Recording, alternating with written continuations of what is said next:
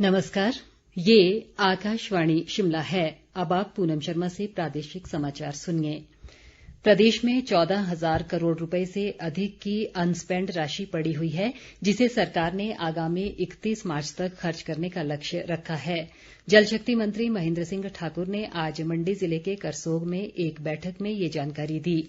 उन्होंने कहा कि कोरोना महामारी के दौर में रुके हुए विकास को गति देने के लिए सरकार कृत संकल्प है। महेन्द्र सिंह ठाकुर ने बताया कि करसोग उपमंडल में अगले वर्ष मार्च माह तक लगभग 4,000 घरों को नल से जल सुविधा से जोड़ा जाएगा।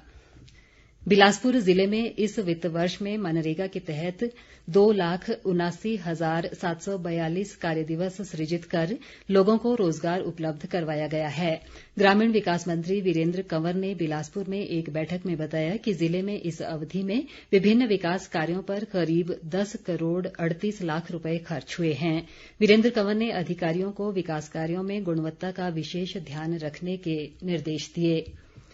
प्रदेश में कोरोना मरीजों की संख्या बढ़कर 1,191 हो गई है। मौजूदा समय में 256 कोरोना पॉजिटिव विभिन्न अस्पतालों में उपचाराधीन हैं और 911 लोग उपचार के बाद स्वस्थ हुए हैं। स्वास्थ्य विभाग के मुताबिक अब तक कांगड़ा जिले में सर्वाधिक 309, हमीरपुर में 272, सोलन में 177 और ऊना जिले में 138 मामले आ चुके हैं। आज जांच के लिए कुल 1,947 सैंपल लिए गए हैं, जिनमें से 609 की रिपोर्ट नेगेटिव आई है, जबकि 1,332 लोगों की रिपोर्ट का इंतजार है। देश में पिछले 24 घंटे में 19,235 लोग कोविड के उपचार के बाद ठीक हुए हैं और अब इस महामारी से स्वस्थ होने वालों की दर 62.92% हो गई है। अब तक देश में कुल 5,34,621 लोग इस बीमारी के उपचार के बाद स्वस्थ हो चुके हैं। ये संख्या कोरोना का उपचार करा रहे 2,92,258 लोगों के मुकाबले कहीं अधिक है। केंद्र सरकार के अनुसार हिमाचल सहित देश के 5 राज्यों में स्वस्थ होने वालों की दर 76% से अधिक है। ऊना जिले में हरोली के सलोह गांव में भारतीय सूचना प्रौद्योगिकी संस्थान के निर्माणाधीन भवन में कार्यरत एक प्रवासी श्रमिक के कोरोना संक्रमित पाए जाने के बाद वहां कार्य कर रहे सभी 88 श्रमिकों को क्वारंटीन किया गया है। संक्रमित मरीज 7 अन्य मजदूरों के साथ एक ही कमरे में रह रहा था। जिला प्रशासन ने निर्माण स्थल के साथ लगते केंद्रीय निर्माण स्थल पर काम कर रहे मजदूरों को भी क्वारंटीन करने के निर्देश दिए हैं। केंद्रीय स्वास्थ्य मंत्रालय ने राज्यों को सलाह दी है कि कोविड-19 जांच के लिए सभी थेरेपी का उपयोग केवल उन स्वास्थ्य केंद्रों में ही होना चाहिए जहां रोगियों पर समुचित निगरानी रखी जा सके।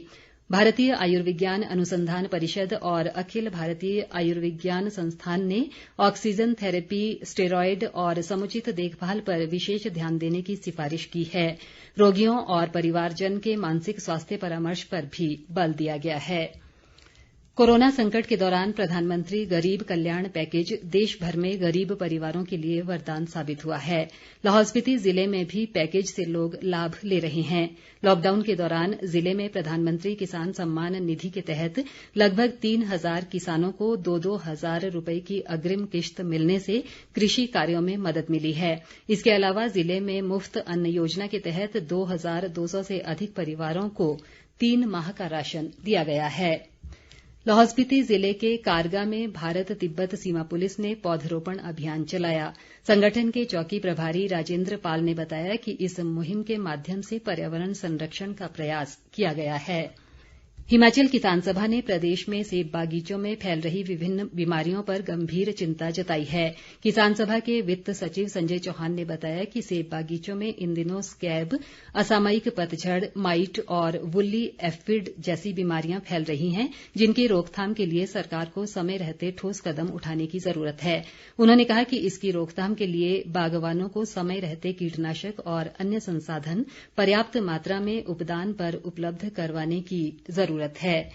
प्रदेश के अधिकांश क्षेत्रों में आज सुबह से ही बादल छाए हुए हैं। बीते 24 घंटों के दौरान राज्य के कुछ क्षेत्रों में व्यापक वर्षा हुई है, जिससे लोगों को गर्मी से कुछ राहत मिली है। मौसम विभाग ने अगले 24 घंटों के दौरान कुछ क्षेत्रों में वर्षा जारी रहने और मध्यम पर्वतीय इलाकों में कहीं कहीं भारी वर्षा की चेतावनी दी है। इसी के साथ ये समाचार बुलेटिन समाप्त हुआ। हमारा अगला बुलेटिन आप सुन सकते हैं शाम 7:45 पर। नमस्कार।